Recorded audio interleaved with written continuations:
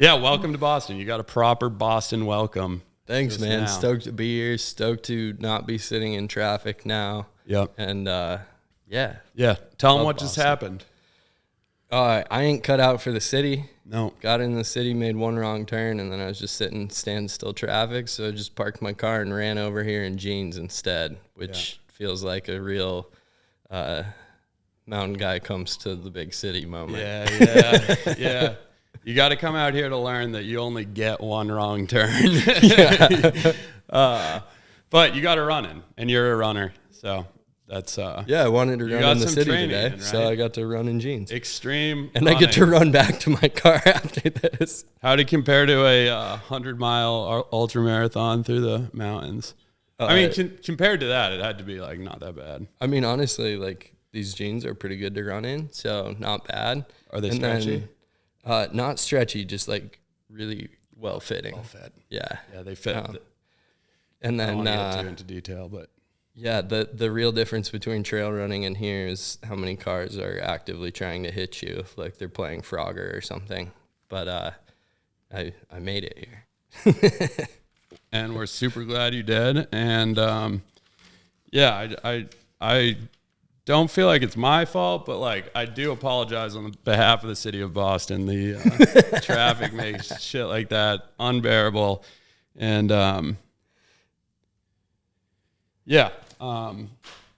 you'll be fine though. Your car's safe as long as you get back there in a reasonable amount of time. Middle of the day.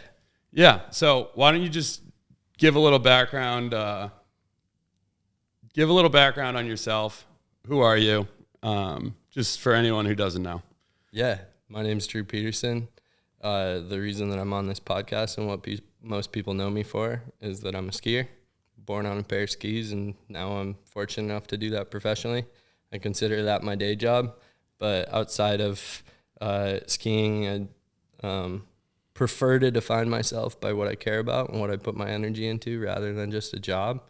And I am a very passionate human being committed to a path of personal growth and creating a deep relationship with the world and the natural world and my communities.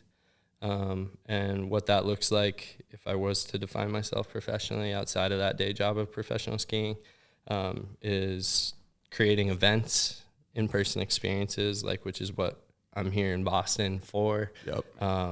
And then filmmaking, speaking, writing, storytelling, and those are both passions and careers at this point. Yep. And you've had a few exciting film projects over the last few years. Your most recent one just dropped in August, right? And can you just talk about, that's what you're here on the film tour premiering, right? Yeah, we're here on the Quality Ski Time film tour. It's presented by Solomon, and with that film tour, like the whole like MO of Quality Ski Time is that we show multiple different films and try to get in different flavors of skiing, different flavors of filmmaking and storytelling. And so tonight here in Boston, we're showing 5 different films. We're showing the Blank Collective movie, Camp Blank. Yep. Josh Dyak's Caldor, Open by the Desparts crew, new 50 plus from Cody Townsend. Yep. And then we'll be showing my film, Feel It All. Yep. And that's the one that I just released. It's available online, but I still really find a lot of value in still showing it in person and creating those experiences for people. So that's why I'm still showing it on the film tour and getting it out there and being able to show it on a big screen to a live theater is really impactful. Just with the subject matter being around mental health and my personal journey with mental health and struggles with suicidal thoughts, seen through the lens of skiing and running. And so like being able to create that in-person experience is really impactful. So like the people who see that in the theater tonight, like the ideal scenario, and I think for most people, like they're going to remember the moment that they watch that because it's in a theater and I'm there, you know, create this kind of energy around it. Yeah. And they get to watch it with, we'll see how many people show up tonight. 500 of their best friends probably. Yeah.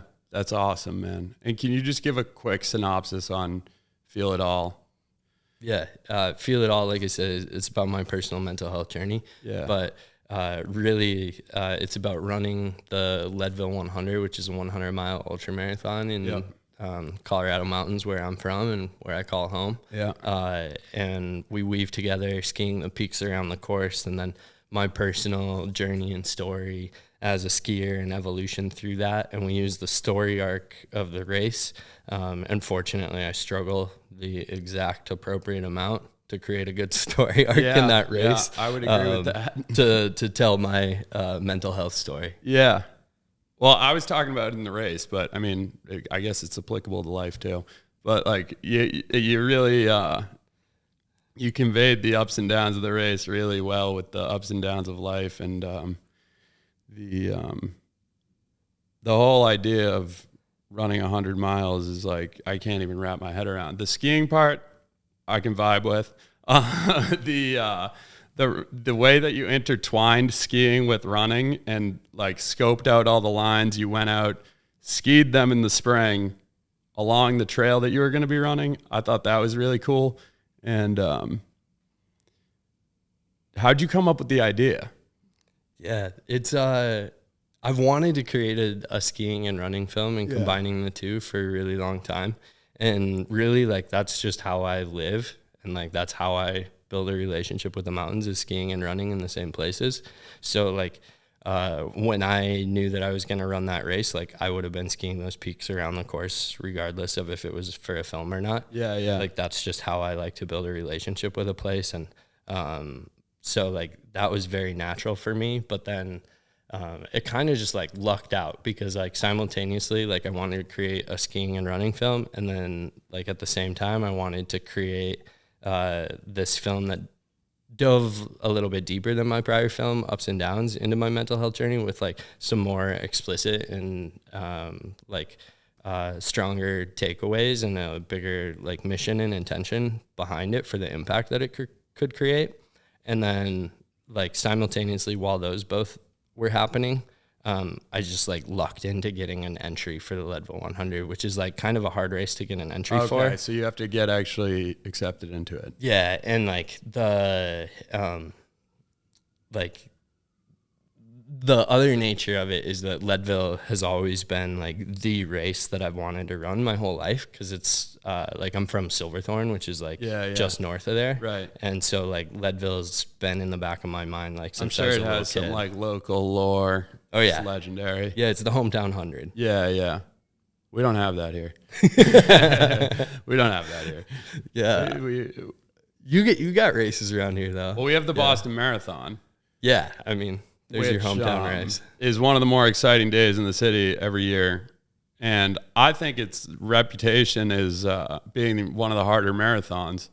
But that actually popped into my head while watching your thing. I was like, this looks so much harder than the Boston Marathon. It's just different, man. Yeah. It's just so different. And it's like funny when I run hundreds, like it's easy to think of it as like 4 marathons. Yeah. So like whenever like my watch clicks past another marathon, like 26.2, 54.4, like I'll joke with the people I'm near running with, like, hey, another marathon. Yeah. Cool. That doesn't matter. Yeah. Have you ever run just a straight up marathon? Never like in a race. Oh, really? Yeah. Yeah. But, I mean, you've run races where you've run 4 marathons, so I guess that's pretty cool. Yeah. It's funny. I don't really race very much. No. So, like, I remember, like my first marathon was on trail, and I've never ran a road marathon, but it's like still kind of like I don't know. It's funny, like culturally, it's just such a distance in the back of our minds, and that's kind of like a benchmark training wise. Yeah. I'll like throw it on my training calendar as like marathon this week. For sure. And so, so in the film, everybody should go check it out, even if you're not going to the premiere tonight. It's a little late to promote it, but it's really good, and it's definitely a change of pace from your traditional ski movie.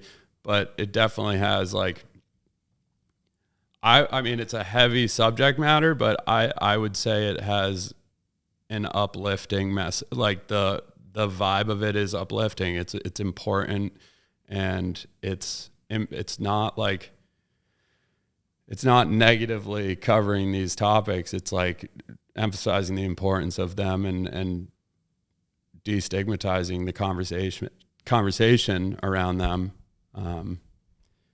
But I like the way that you convey the ups and downs, or the emotional roller coaster of the whole thing, where it's like you're struggling mentally, and then there was one part of the film where it cuts to you skiing, and it has like a really upbeat country song, and you're like taking turns, and it just says delight. And I think anybody, like, no matter how their mental health struggles or not so much have been, like, could relate to that if they have used any sport or hobby, or skiing specifically, as a escape, you know. So I think you did a really good job capturing that. And then yeah, I thought it was really cool just seeing your journey, and then like the actual run. I thought it was perfectly inspiring that, like, the part where you struggled most was called Hope Pass. Perfectly inspiring and a little cheesy. Yeah, how perfect does that work? Yeah. It's funny, like, with the race. I mean, first, like, thanks. Like, it's really good to hear, you know, from like different people and different, like, communities or walks of life, that does shine through. Because, like, no matter what, the goal when I'm sharing these things is to leave people with a feeling of hope. Yep. Like, no matter what the message or the story is, like, if, you know, you invite people into like these really difficult emotional spaces, like, it'd be irresponsible or unkind to not help guide them to that message of hope at the end. But yeah, like with the race and with Hope Pass, it was funny while I was out there that I was like kind of angry at myself and like being a little harsh on myself of like, man, like I messed up this race. I've been training so hard. Like I messed up these couple little things. And then by the end of the race, I was like, dude, I fucked this up perfectly. Like the story arc is perfect. Right. And it was cool. Like Hope Pass, the intention was it for it to be like a pretty like pivotal point in the film. And then like it ended up being just like worked perfectly pivotal in the race like, in the film. And like lucked into just having the right shots. Re-energized in Hope Pass, and that part like actually got me hyped. Like I was like, "Let's go!" He's back. And wait, there's actually a part where you say, when you got to like the break area after Hope Pass, you literally said, "I'm back." And that part's just like exciting. Yeah, and I say the mountains resurrected me. Which, like that's because like. For the film, like the goal was like to use skiing and running. Like one side of that is using those like as an example of how we use recreation, or really how we use any like pursuit or coping mechanism in our lives. It doesn't have to be skiing and running, but then like we're also using that like as the lens through a connection to the mountains. But like really that could be a connection to nature. That could be a connection to like anything greater than yourself. Like maybe it's even a spiritual connection for people. And that's like what the hope was of using that power of the mountains and that energy and that relationship, like in that instance of resurrecting me. Yeah, for sure.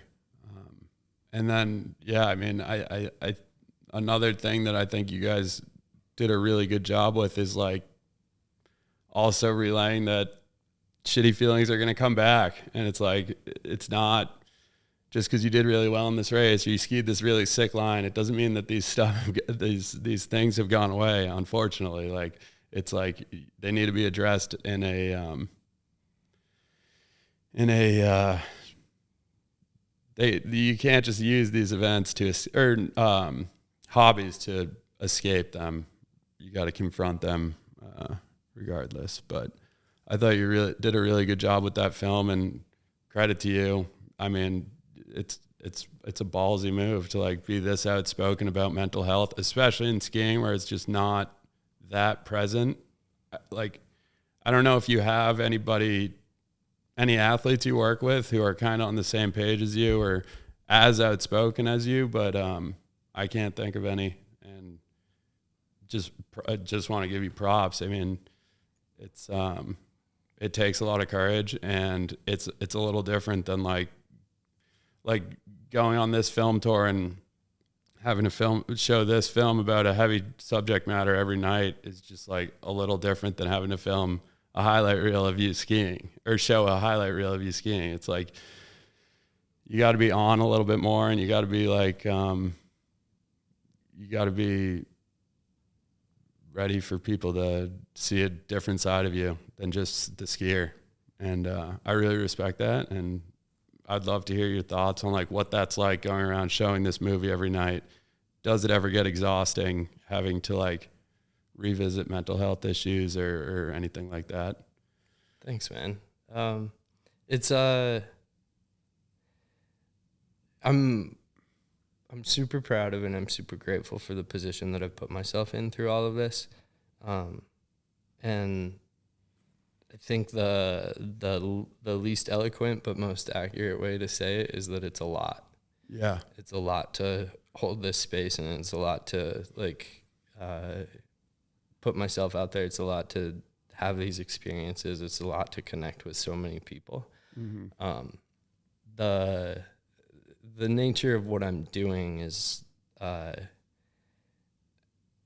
it's ironic because like a lot of it is the goal is making people feel less alone. Right. But simultaneously, like this can often feel very isolating for me. Yeah. Or uncomfortable. Yeah. And that discomfort is like I'm practiced with that. Yeah, so I'm used to it. But I still like the cool thing is like I've been talking about mental health, and I've been talking about suicide publicly for a little over 3 years now, and the opportunity for connection that's bred like publicly but also like privately in my life is so amazing and so wonderful, and I get to connect with a lot of people. In the ski world, I still often feel like I'm kind of on an island, which is difficult, but like it's worth it. You know, all this stuff is worth it. And then like being able to connect with these audiences and communities, like that's honestly my favorite part of all of this. And it's like, like what I was hitting on with like creating in-person experiences and like getting this film out there, like that's really like where the magic lies for me, is being able to connect with these communities. And it's the like flip side of that is like I just need to take care of myself. Yeah. And taking care of myself like in the middle of this is pretty difficult. Yeah. So like we've done 10 shows so far, got 3 shows left on this tour in North America, and after that I am admittedly pretty excited to be much less public and and kind of go back into like my little introverted shell, because I am a pretty introverted person, which is ironic with like how out there I am and how public I am, speaker. Like especially right now. But it's I think that is like kind of respective of my story and my message as a whole too, is like that continues on, and like that's a continual learning process and a continual practice of how do I take care of myself and how do I navigate I don't even want to call them challenges or difficulties, just like the facets of what I'm doing. Yeah, right. And it is, so you saying you're an introvert kind of, I can kind of guess the answer here, but would you say that your passion for public speaking came before you started advocating for mental health awareness, or was it kind of mental health, did you become outspoken about mental health and then kind of pick up public speaking skills?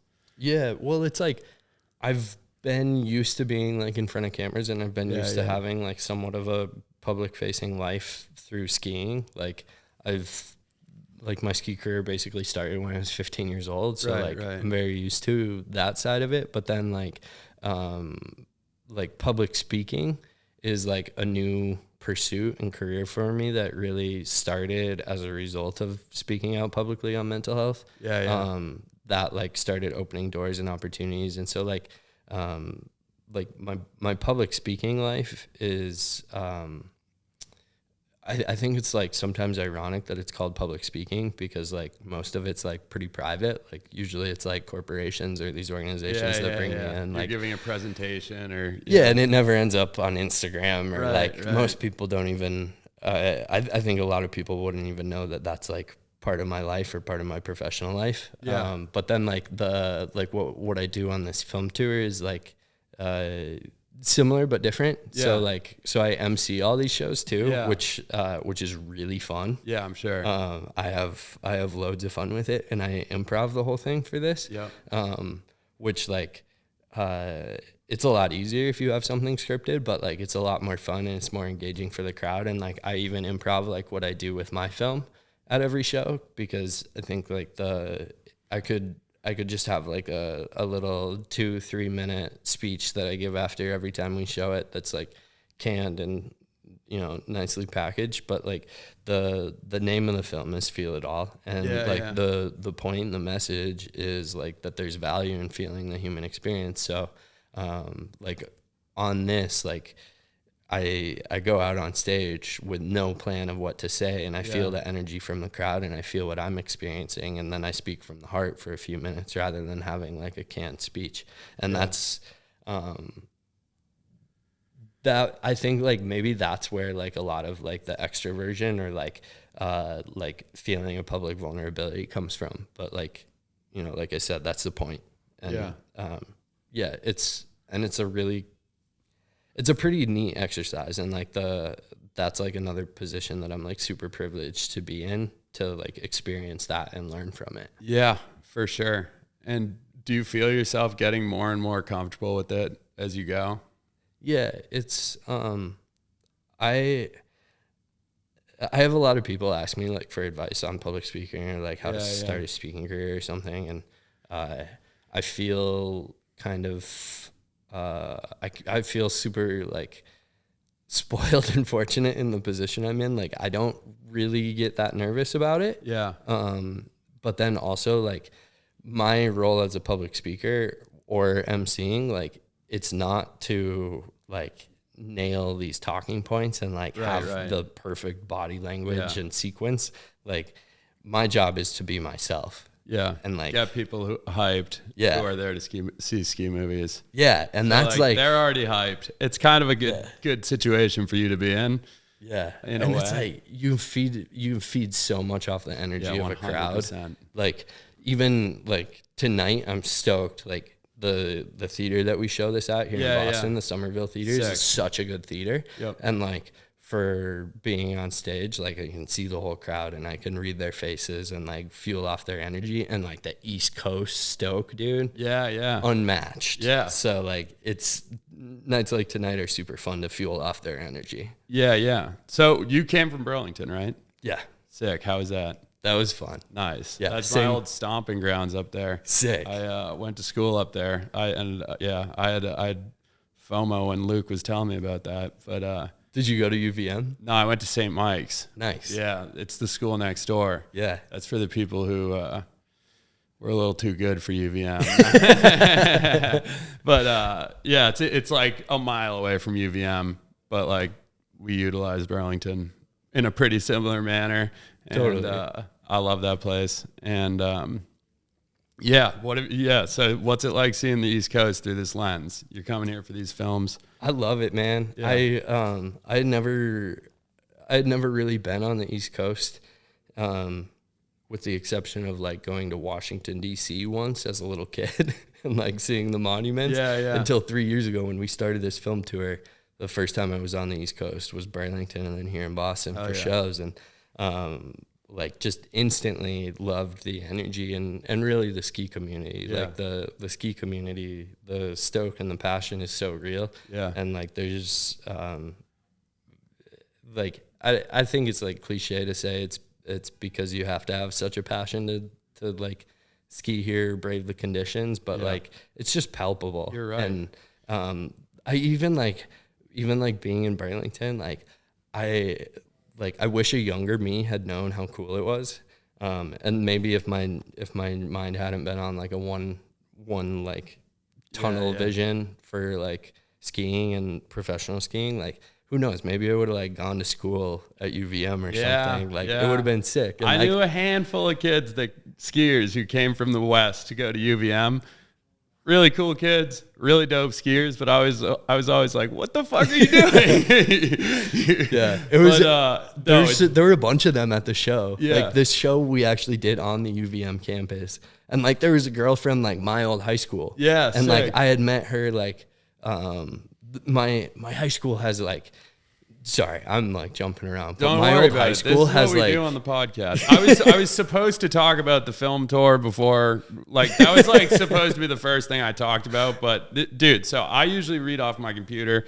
This is my handwriting, and I can't read it, so that's why I was a little jumpy out of the gate. But that's funny. I can only read like my handwriting. So like for the shows and stuff, it's got to be in my. Yeah, I mean, I can read this. It's just like I don't know. Once you're under the gun, yeah. But yeah. So go back. Some girl was from your high school. Yeah.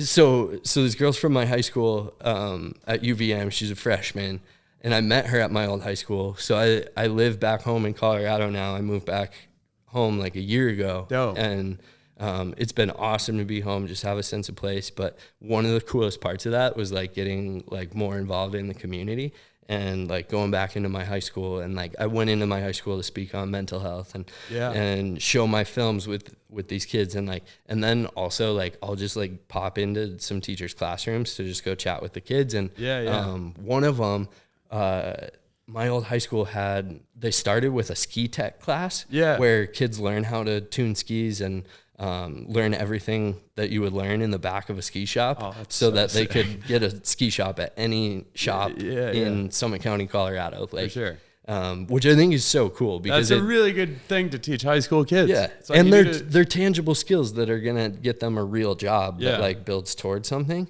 But then that evolved into now they have a ski manufacturing class where the kids literally build a pair of skis. They design them themselves. They design the top sheets. It's sick. And so I met this girl through that. And then to like see her at UVM and like, get to hear about her skis she made last year and how excited she is to go home and ski the skis she built last year over Christmas. Like, that's like, start building some skis, give Jay a run for his money up in Burlington. It's the coolest class. And I think like that's another example of just like being able to connect with communities and then like having the film tour like overlap with getting to reconnect with people like her. Yeah. Dope. That's awesome. I mean, Burlington is one of the, I think I've stated it on this podcast before, but like top 5 place to go to school if you're a skier. Yeah. Maybe even higher than that. And their ski and snowboard club is the biggest ski club in the U.S. Yeah. It's a really sick vibe. And can't forget about St. Mike's. Shout out St. Mike's. But this is another thing I've said on this pod before, but I'll reiterate. The film tours are like one of my favorite parts of ski culture. I think they're so important. It's the only time you can be in Boston and be like, I'm surrounded by skiers. I feel like I'm at a ski resort or in a ski town. And it almost makes the energy higher that it's like, this is something we've been deprived of. There's not that much of that in the city. So when all the skiers come together, everybody gets stoked. Exactly. And that was like the first show that we did in Boston 3 years ago. I had that like epiphany while it was happening. Cause like I drove into the city and it was at Coolidge Corner that year. So like drove through the city and like drove past like BC and BU and like just seeing like Boston, like I know that like people in Boston say it's a little city, but like it's like the like most happening and like big city on like a really small footprint. Yeah. And like just driving through and like seeing how many people are around, but then like getting like tonight we'll have 500 people in the same room. Who like all have a shared passion and like shared way of life. Like that is so rare to be able to connect on that level. And like we get to do that everywhere we go, but I think there's like some extra magic here in the East Coast. Yeah.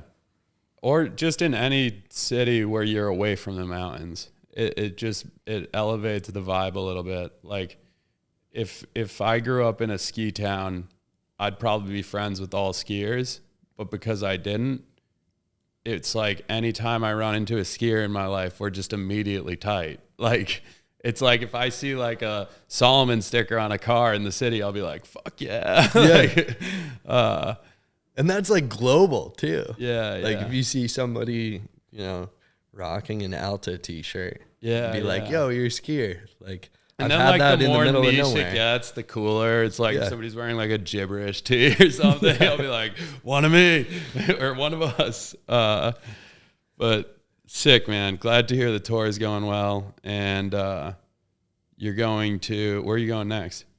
Boston tonight, Toronto tomorrow night, and then finish off the whole thing in Minneapolis next week. That's sick. Yeah, that's the first Midwest show we've done, which is going to be vibe. sick. Yeah, that'll be similar. Like, you'll be surprised at, I don't know if you spend a lot of time in the Midwest, but I bet you'll be surprised at the amount of like stoke there is there, and you're nowhere near a mountain. Yeah. You're near hills. But yeah, have you ever been to Minneapolis? I've never been to Minneapolis. I've like driven through Minnesota. My family's from Michigan. Oh, okay. Both my folks are from Michigan, Okay, and nice. they learned to ski there. And like, my dad taught skiing there for, I don't know, like 10 years or something before they moved out west. So like that like Midwest like culture is definitely in my blood. Yeah. And like even like when you get to connect with somebody, like whether it be on a chairlift or at like one of these film tour shows, and like I just always ask people, like, where do you ski? Like, what's your home mountain? Yeah. And like when like I met this family, I think at the Bozeman show, who told me they were from northern Michigan, and I was like, oh, like where? And they're like, Traverse City. I'm like, okay, so like, do you guys ski like Hickory Hills? And they were like, Hickory Hills? And like that's where like my cousin's kids go ski the rope tow under the lights every week, there. And well, not right now, but you know what I mean. Yeah. And like that's that ski connection. Yeah. Being able to connect on that like Absolutely. shared MO. Yep. Yeah, like I grew up skiing at I don't know if you're familiar with the East Coast mountains, but I grew up skiing at Loon. Have you ever skied on the East Coast? I have skied 2 half days on the East Coast. Some of us aren't cut out for it. I skied Killington opening weekend. Yeah. That's a vibe. Dude, That's a vibe. Dude. Go up the gondola, walk down the wooden steps over to whatever that chair is. Yeah. Dude, that was that part of it? Were you like here for the tour or something? Yeah, that was the first year. And that was when I think skiing there that day was when I like kind of like got it. Yeah. Like understood the passion a little bit. Like there's this dude, man, I wish I remembered his name right now. Shimon, maybe? He was from New York City, and he saw me post on Twitter that I was thinking about going to Killington. And he was like, dude, I'll friggin' drive to Killington. I wanted to go ski anyway, to go ski like 1.5 groomers. And like, he was just standing at the top of the chair. He's like, Drew! And he's like, dude, that's like 5.5 hours each way. That's epic. And he just went there to ski, and he's like, yeah, if I'm going to go ski, like, might as well like do it when you're there so we could ski together. And that's super sick. Yeah, and like skiing we skied this little bump line under the chair. Yep. And like by 11 a.m. there are rocks in every trough, and like people are still stoked. I'm still stoked. Very familiar with Killington early season. That's where New England gets its first turns every year and last. Yeah. So, dude, I got to come at the end of the season. Gotta come in May. So I think they're doing. This is not confirmed, but rumor has it they're replacing the lift that does the spring skiing. So I don't know if they're going to be open through May this year, which is a bummer. But still, that place in May encapsulates like East Coast skiing stoke. Just like it's all the most passionate skiers. And there's like 3 trails open, so you see everyone at all times. It's pretty busy always. The parking lot looks like you're at a Patriots game, like the tailgating. And dude, you notice there are so many fucking ripping skiers on the East too, because it's all so right under the lift is all moguls, and dude, whenever I'm there, I'm like, where are these guys coming from? I never see that. I mean, I see a lot of strong skiers, but it's like not in the same place on the East Coast, like at Killington in May. Yeah. But you're a big moguls guy, right? So you'd love it. Yeah, dude, I love skiing bumps. Yeah. And like last year I think I was in Killington in the fall, and like a couple friends there told me like about the bump skiing like heritage and culture there. I was like, dude, I gotta come check this out. Yeah. And like, I mean, that epitomizes it, but I think like what's been cool is like with the time that I've spent on the East Coast, I feel like I've like built these connections to all these little communities that I need to come in the winter and like actually like celebrate those connections in all these places. Like on the mental health side, like I've come to speak at some of these places too, like at J Peak, at Killington, Champlain College, UVM. And so like I do have these relationships, you know, with these places, but need to come celebrate them in the winter. And yeah, you got me stoked. I gotta come in in May. Killington but like, dude, the problem is like March to May is the best time to be everywhere. Yeah, it's true. It's true. Don't sleep on Vermont though. I mean, the Vermont in the summer is special, and Killington bumps, it just makes it all that much better. But sweet. So bouncing around here totally. This is like the most ADD podcast you'll ever be on, probably. Just because I'm hosting. Other than in my own brain. Yeah, true. You should see how ADD the podcast in my brain is at all times. But so this is not your first film that shines a light on mental health. Is it number 2 or was there another one? It's number 2. Okay. Yeah. My prior film was Ups and Downs. Yeah. So that, so what made you decide to do that? That came in a few different ways. As with anything that big, the biggest thing was that I had this very deep inner volition within me, knowing that I had the ability to help people. Yeah.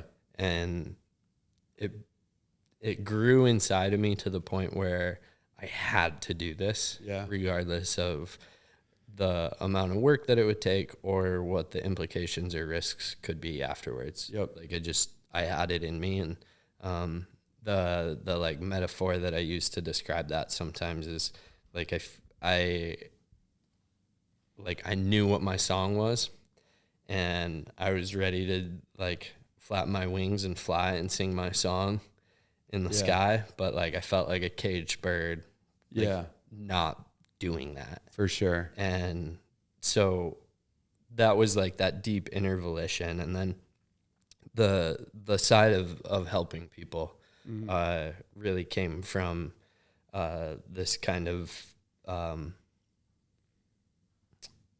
this position like that I'm in. I think like the way that we prop up professional athletes, frankly, in a lot of ways, I think is flawed. Yeah, hero worship. Yeah, like we live in a hero worship culture, 100%. and like I think it's kind of funny to like prop people up just for like being good at sliding down snow, right? Like, but like I'm in that position, so like you're damn right I'm gonna use it for good. Yeah, and I realized like as a little kid, like skiing has been like my compass my whole life, and was like pretty much born on a pair of skis, and I idolized and worshiped pro skiers. Yeah. And I realized that if there had been a pro skier who I looked up to, or literally anybody with the denotation of pro skier next to their name, talking about mental health, talking about depression, suicide, when I was a little kid, my entire life would be different. And it probably would have saved me a couple decades worth of pain, and it would have kept me from getting so close to taking my own life. Right. And I realized I'm in that position now. I can be that for those kids out there right now. I can be that for our community. And like when I knew that I had that within me, it was just like, this is my purpose, right? And I'm gonna see it through, right? And the way that I saw doing that was making a ski film, because that's what I know how to do, and that's how I know how to connect with people, right? And a lot of it too came from, like, for me, the stories of other athletes were really inspirational and really instrumental in me getting help, and honestly, like, in me still being alive. And I didn't have any role models or stories that I looked to in skiing that were that for me. My role models and inspirations mostly come from the running world. Yeah. And realizing that we didn't have that in the ski world was all the more motivation to, to become that for other people. And so in a lot of ways, I think I'm like paying forward that inspiration and help that other people offered me. For sure. There's this, I'm probably not going to nail the quote like perfectly right, but there's this Brene Brown quote that one day you'll tell your story in a way that it becomes a survival guide for other people. Yeah.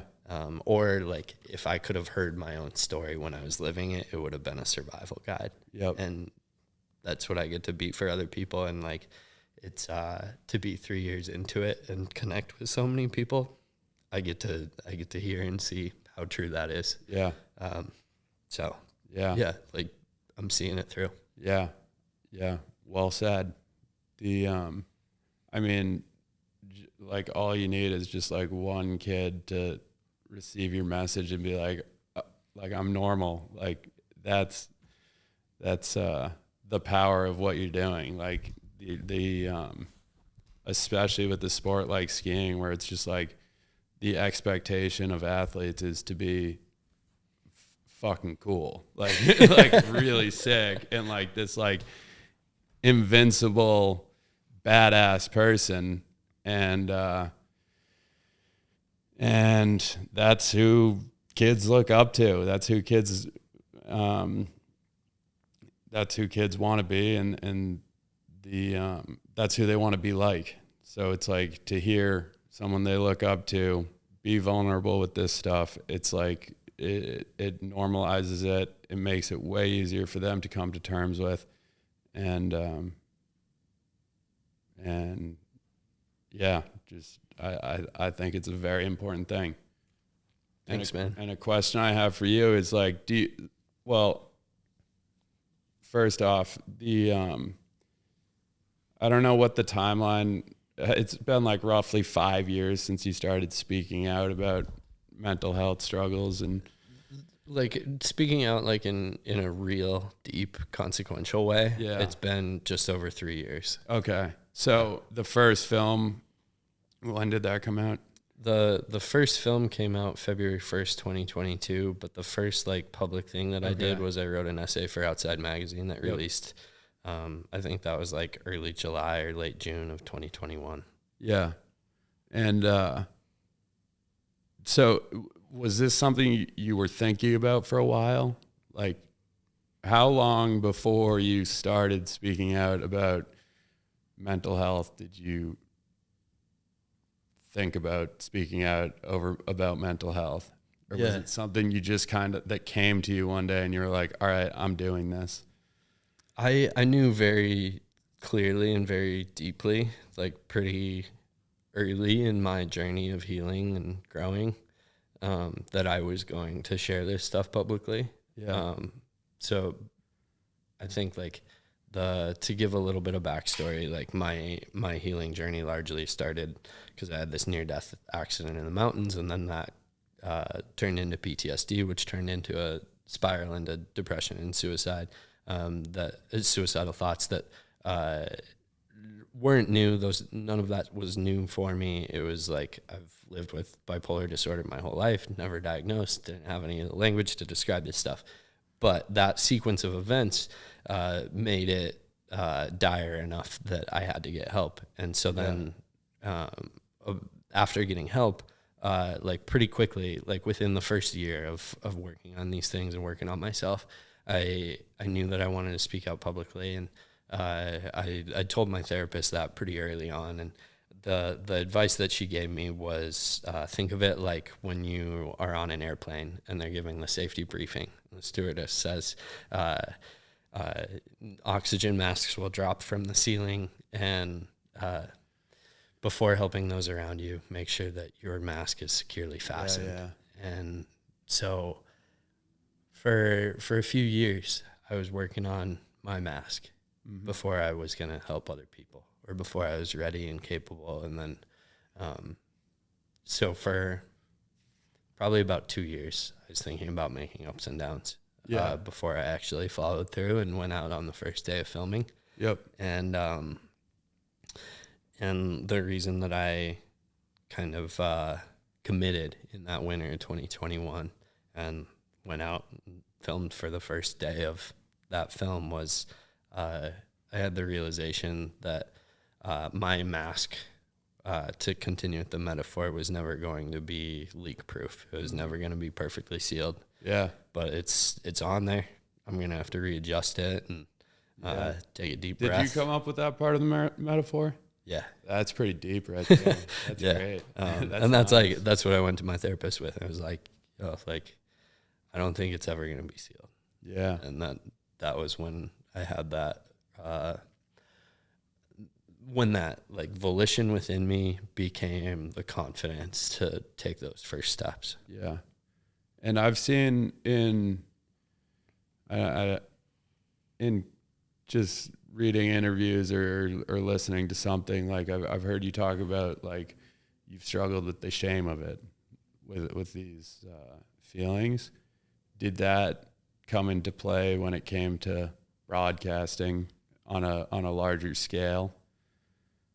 Yeah, I think that a lot of my struggles with mental health, but particularly with suicidal thoughts, are rooted in that shame that I feel, and that shame that I think I've felt within society, feeling less than, or feeling weak or ungrateful to be experiencing these things when my life is, like, besides that, it's pretty good. Yeah.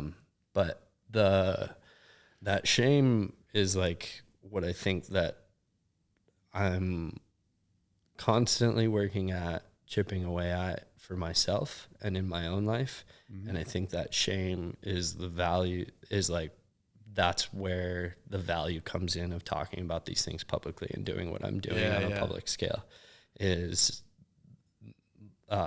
like chipping away at that so that other people feel less shame, and other people can see that the shame they feel is perceived, or they don't need to feel it, or if they do feel it, then like they need to work on themselves internally, or they need to connect with a more accepting community. And like, so when we're talking about mental health, like we're often talking about stigma, and we're talking about how to break down the stigma. But I think like the stigma around mental health and mental health awareness in a lot of ways, like those become platitudes. But shame, if you look up the definition of shame, is a mark of disgrace. I forget the exact verbiage if you like looked up Merriam-Webster, but it's a mark of disgrace for a particular attribute, characteristic, or way of being.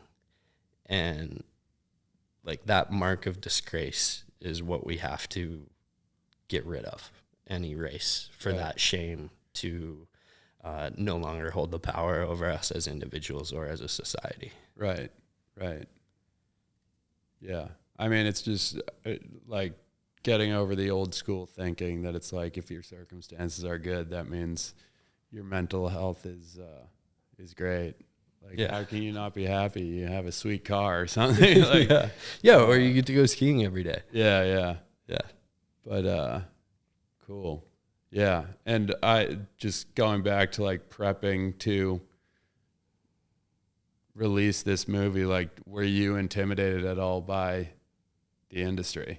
Like the ski industry is so historically like one track, like you need to be cool, you need to be badass, don't be a pussy, like all that stuff. So like, did you feel any of that like kind of nervousness to how it was going to be received? Because I when I say that, I do just want to like throw in a little side notes that I think we are a very open-minded community in a lot of ways, but I had to throw in that side note to not make it like I'm shitting on the business, but like not the business, the sport. Yeah. But yeah, did you feel intimidated at all by like public judgment or specifically from the ski community? Yeah, of course. I'm certainly only human, and that intimidation or trepidation is and was very real. Mm-hmm. I got myself to a place where I was and I still am okay with whatever the consequences may be, even if they're negative, and even if I got myself to a place before releasing that film and before doing all of this, that if this was the end of my ski career and nobody in the ski industry would ever want to work with me or talk with me again, that was okay by me. Yeah. And that is okay by me. Yeah. I had to get myself to a place, the most eloquent and the easiest way to say it is where if people have beef or you know, disdain for what I'm doing and me speaking my truth and using what I've created to help people, then fuck them. Yeah. That's all it comes down to. Fuck them. And I think like one thing that I want to just hit on it and make clear is like the ski community also isn't the ski industry. Yes. The ski community is much broader, and the ski community has been so accepting and uplifting and supportive of all of this. Yep. And I feel very confident in myself in the ski community. Mm-hmm. In the ski industry, I still feel intimidated. I still feel, I still feel different. Yeah. And that's fine. I'm okay with that. But it's the magic and the value in it for me is in the ski community, and I know that the industry is also coming around. Yeah. And I think part of the reason that the industry is coming around is that we are more open to talking about different aspects, different realities, including social issues. And this new film, Feel It All, isn't supported by anyone in the ski industry financially. Okay. Yeah. Yeah. So how'd you fund it? It's funded. I'm super proud of the financial and like sponsorship of it. It's sponsored by Mountain Gazette. Hell yeah. Which is kind of ski or outdoor industry adjacent. That one right here. Heck yeah. Mike Roby's been super supportive of all this stuff. Man. And then Best Day Brewing, which is a non-alcoholic beer company, aligns with my values and creating an option for how we engage with the culture of drinking in our community. And then the presenting sponsor is UC Health, which is University of Colorado Health. So they're Colorado's largest hospital organization, and pretty confident it's the first skiing or running film that's ever been sponsored by hospital organization. So I'm proud of that. And then the other thing was that I funded the rest of this film on Kickstarter, and it's supported by the ski community, but it's really supported by many different communities, many different communities geographically, and it's supported by people from the running community. It's been cool. There's a lot of supporters of this stuff, of the Kickstarter, and whether it be financially through the Kickstarter or just in spirit, who have no connection to skiing or running, and that's really ask cool. You must be feeling like a little bit of a following growing outside of the sports, do you? Yeah, for sure. Sick. And it's like, it's rad because like the nature of all this stuff is like, it's just human. It's people, people are able to connect with a story on a human level, regardless of, if it involves skiing, running, anything else. Yeah. And like, I think that's that's kind of the like proof in the pudding that all this stuff is worth it when it expands beyond that. Nice. Cool. And what's next? What do you have planned for this winter? Yeah.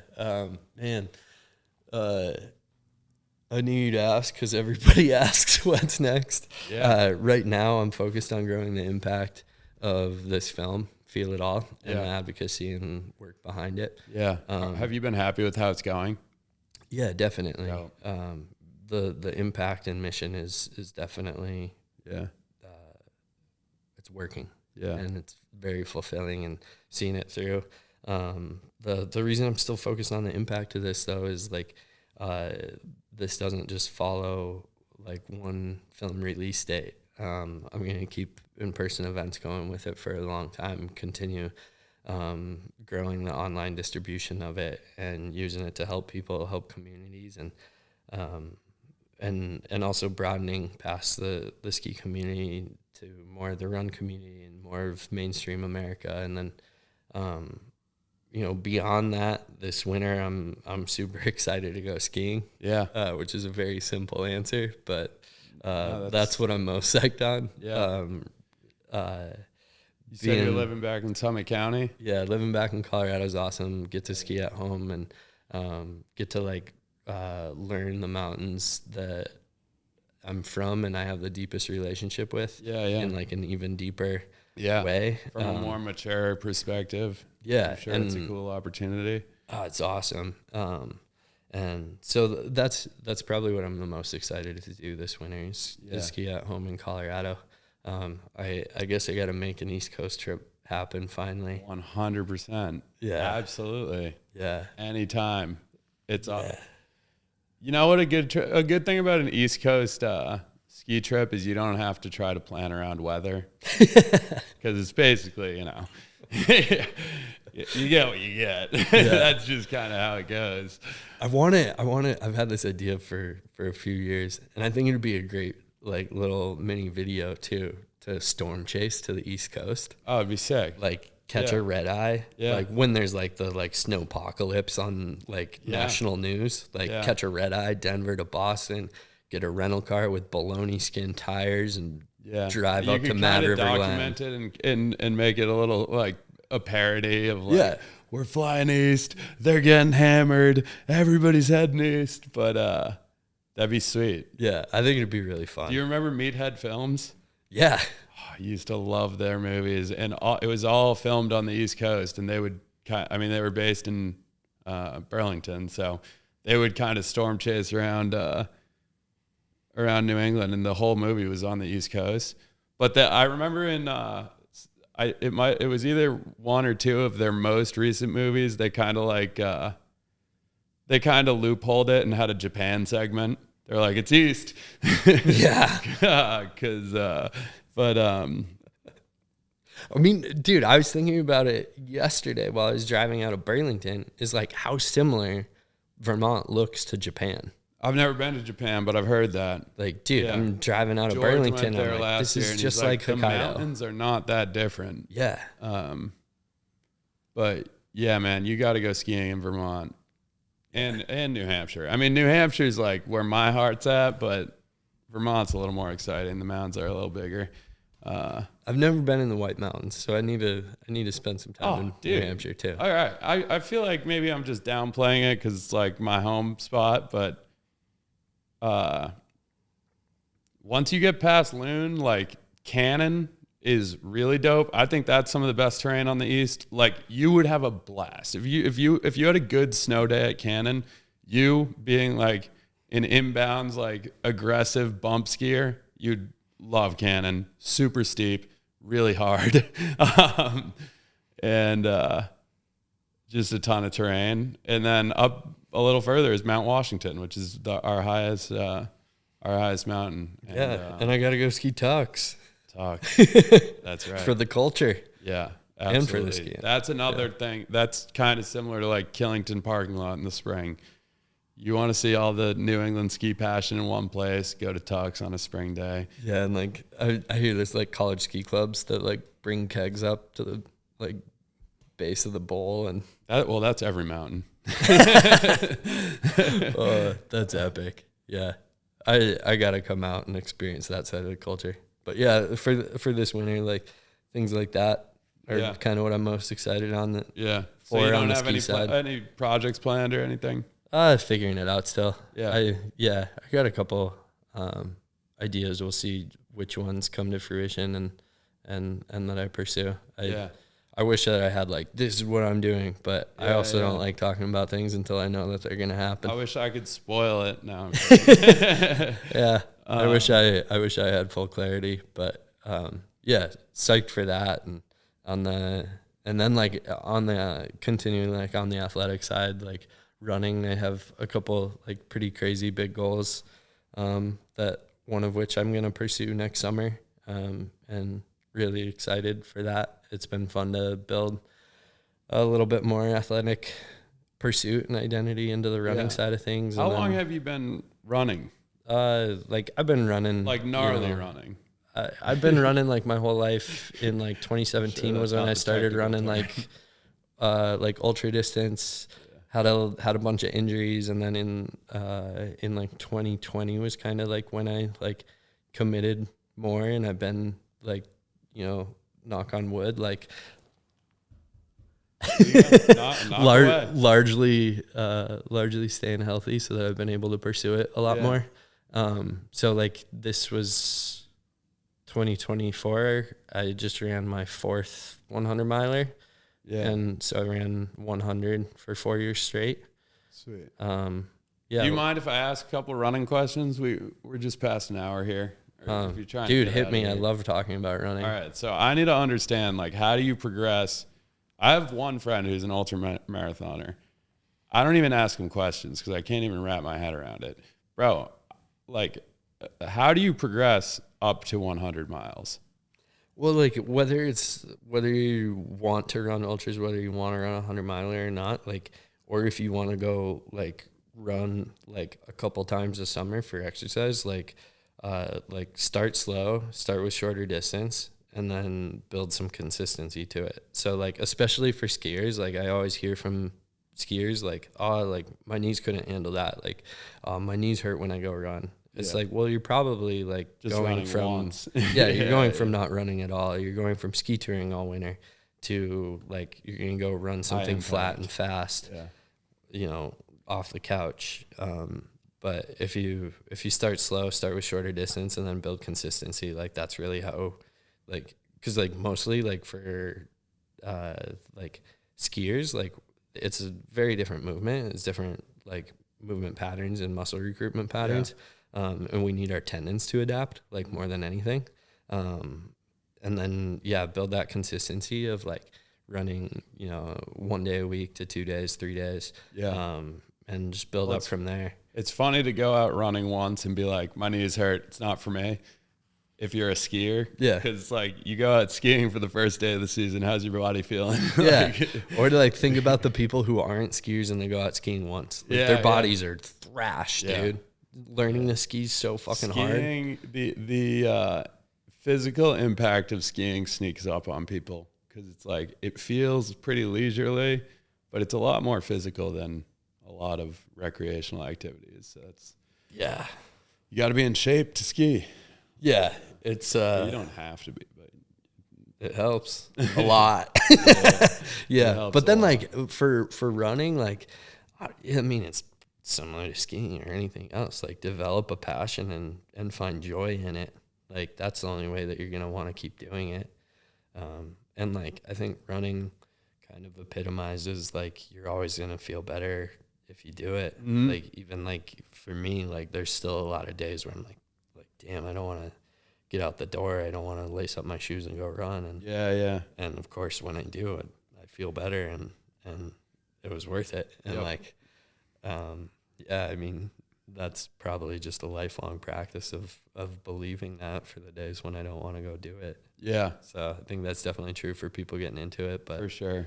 Could you always do it? Like if you like when you were like a teenager or whatever, like first time going on extended runs, did it feel like it came pretty easily? Or did you have to kind of maybe force to yourself to do some degree. Yeah, like I played soccer growing up. Yeah. And I could always run the furthest when we were like doing fitness stuff. it? Okay. I was like always kind of, I wouldn't say the best runner because I wasn't that fast Yeah. and like not a very good sprinter, but like if we were just running laps, like I could go forever. Yeah. So like, yeah, kind of fortunate in that way, but it's kind of funny too. Like now in the position I'm in, like I'm really like not that amazing of a runner. I run a lot, but like, it's kind of funny. Like I have a lot of like my running community is kind of like ended up being a lot of like the like elite or pro like trail running sphere. Yeah. And it's so funny when I go run with friends like that. Like I look like a freaking middle linebacker, dude. Like in the ski world, I look like tall and skinny and lanky, and I'm like built like a runner compared to a lot of skiers. But then in the running world, like I'm literally built like a linebacker compared to those guys. Yeah. So, yeah, it's all relative, you know, and like there's a lesson in that. Like, don't get into a body image or you know, thinking that you need to fit a mold, or you thinking you need to fit a mold to want to pursue it or run distance or run fast. Like, just make it into your own thing. Yeah. Yeah. And then was Leadville the 100-mile? Was that the furthest you've ever gone? That's it. / the only time you've ever done that? Yeah, 100 miles is the farthest I've ran. I've ran Leadville 3 times, and then the other 100 I've ran is called I Am Tough in McCall, Idaho, and that course is like 106 miles. Mm-hmm. Those last 6 miles, once your watch is over 100, suck. Yeah. It's like, what am I doing? Yeah. What's the milestone here? It's like false advertising. Yeah. But one thing that stuck out to me with Leadville is you got to run the same thing twice. Yeah, Like, that's an out and back course. So tough. Like, yeah. I do a little bit of running myself. Mile here, mile there. But I have a couple running routes around my house. It's never pretty. But there's one where it's like there and back, and I can't do it. I cannot, for whatever reason, like my brain gives up once I am going the same way I just came. So I choose the loop. Yeah. Yeah. I'm a loop guy. Yeah, I think we all are. Really. Yeah. So is that actually like a hugely difficult aspect of that? It's interesting because like the first time that I went around Leadville, I was like really kind of dreading the out and back nature of the course. Yeah. And in some ways I still think that, but like in practice it's awesome because with being an out and back, you see every other person running the race, and that race is pretty big. There's just 750 runners in it. So like I get to go see 749 other people. Yeah. And like I kind of like made this rule for myself that everybody I pass, I'll say some words of positive affirmation, just good job, like keep it up. Like you have fucking sick shorts. Like, like your beard looks phenomenal today. Yeah.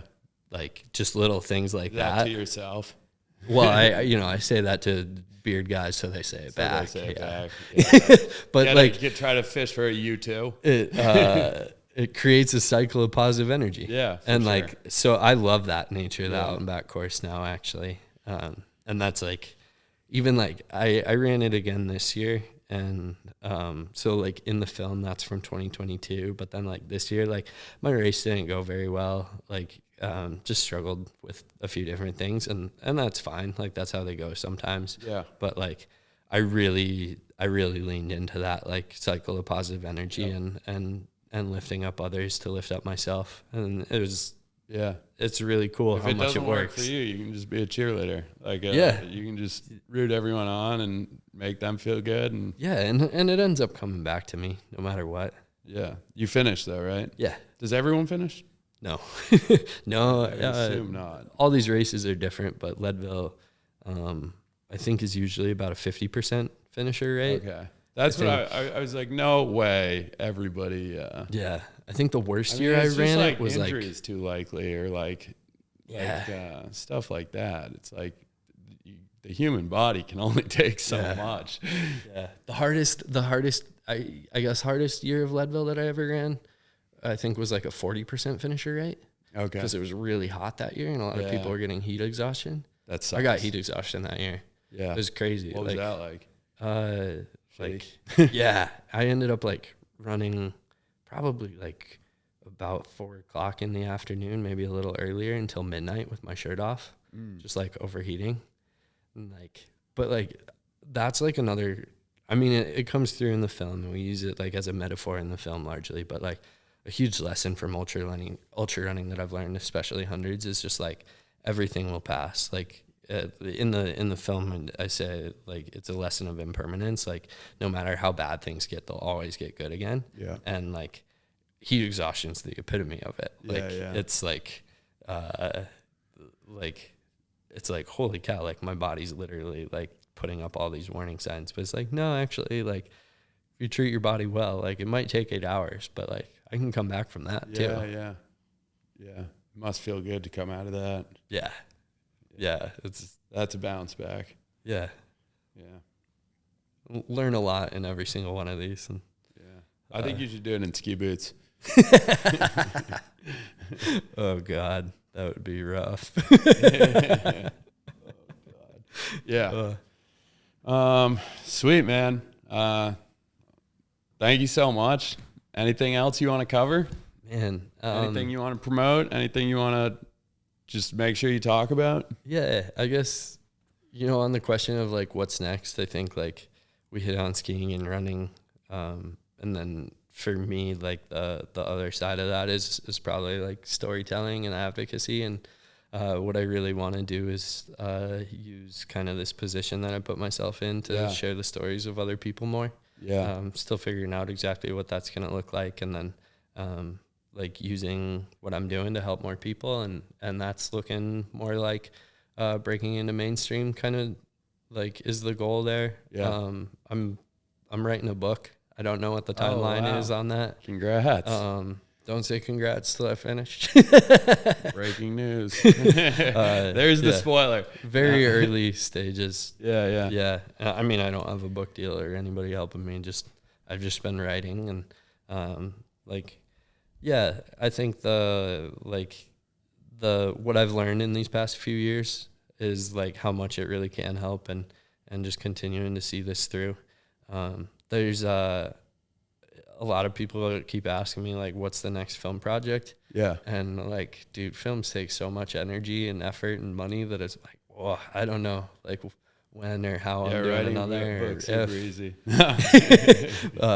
It's cheaper. Yeah, that's true. Involves less people, but just continuing on with that stuff. And then I think like I just want to say like thank you to the people who listen to this and thank you to the ski community who's been so supportive of everything I'm doing. And a lot of people ask how they can support like this mission and this work. And the biggest thing that you can do is be the ripple effect in your community.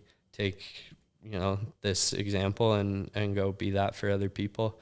And I don't advocate for blind vulnerability, but the nature of what we're doing today and the nature of what I do with my life and my career is like use this as a space for vulnerability to bring that into your community. So share this podcast episode with your friends and share one of my films. They're both on YouTube with your friends. And like that creates a space and a lifeline where people can feel safer and more comfortable being themselves. And that's what I really want to share. I guess I do have a marketing degree, so I'll hit the go follow me on Instagram through that's Peter what I was Ski. pushing for. No. Dude, this is funny. Yeah. I've finished like almost every podcast interview when people are like, where can people follow you? Instagram, Drew Peter Ski, because Drew Petersen with an SEN is taken by this hot sorority girl. I finally met that hot sorority girl after following each other on Was she Instagram. building skis? No, we follow each other on Instagram for like 10 years. That's so funny. And I don't think she knows this is how I talk about her on podcasts, but she came to the Seattle show of this film tour. She's a skier? Like ish. Or like close enough? Yeah. That's so funny. Yeah, dude, it was so funny to meet her. So yeah, there, and then you can check out all my stuff, my films on These my film website. tour connections just keep getting weirder and weirder. Oh, dude, it grows infinitely. Yeah. Yeah. Yeah. And then my website, drew-petersen.com. And yeah, you can buy hats on there that say I give a F about mental health with a hot pink heart as the U. I would be wearing one today, but I was forgot to put it on before I ran through Boston in jeans. But it says I give a fuck about. Yeah. Okay, because I was trying to find the U. Yeah, I realize I've been swearing all through this podcast. I'm used to saying it that way because I've been saying it on the film tour. There are a couple of things that we would bleep out, but fuck, we're good with. Yeah. Dude, it's so hard to not say that like on stage when I'm Oh, you're not allowed to say it? It's kind of my rule. Yeah. It's a big family crowd. Yeah, you're not trying to make it like that. Like if somebody's going to get annoyed, like... Yeah. I toe the line with a lot of other stuff. Yeah. But yeah, you could turn that hat into a Drew hat. I was just thinking. Yeah. Your Durham Bulls hat is what I thought it was. It's a Denver Broncos hat. Go Broncos. Yeah. Dude, what do you think about next? I know we need to finish. No, I mean, I don't need to finish. It's your schedule at this point. Yeah, I should probably go kind of soon. But Bo Nix, it's just fun to finally have hope in Denver again. Yep. But for the ski community, I don't think I've told this story publicly. Is that my dad taught John Elway how to ski, and he was like the ski instructor for like pretty much the whole Broncos team. No way. Before like they weren't NFL players like had it in their contracts they weren't allowed to ski. Yeah. So like I saw born Broncos into being a player Broncos at fan. Breckenridge. I was like, I'm gonna tell on you. No, I forget what his name is, but that's super cool. Yeah. Really? Did he say Elway was a good guy? Yeah. He and my mom were friends with him for a really long time. Nice. I've been to his steakhouse out in Denver. Nice. Pretty good. Yeah. But yeah, man, thank you so much. And thanks for sharing all this. You're doing a great job. Film was awesome. Everybody go check it out. And yeah, keep going. I feel like you're like over the hump where it's like you have propelled yourself into this role, and you're like, I'm speaking for you here, but you have to be feeling a little more comfortable with approaching future endeavors in this space. Yeah, it feels really good to be living out both my purpose and feeling passion and fulfillment in that. And that's what I get to feel every day, and that's my compass when I wake up in the morning. Hell yeah. Hell yeah, man. And you're still skiing. Heck yeah. Fuck yeah. And I'm having more fun skiing than Maybe ever I'll before. cut that one out. We're overdoing the skiing. Or the swearing, Jesus. What did you just say? You're having more fun? I'm having more fun skiing than ever before. That's awesome to hear. Yeah. All right. Sweet. Bang. Thanks for listening, everybody.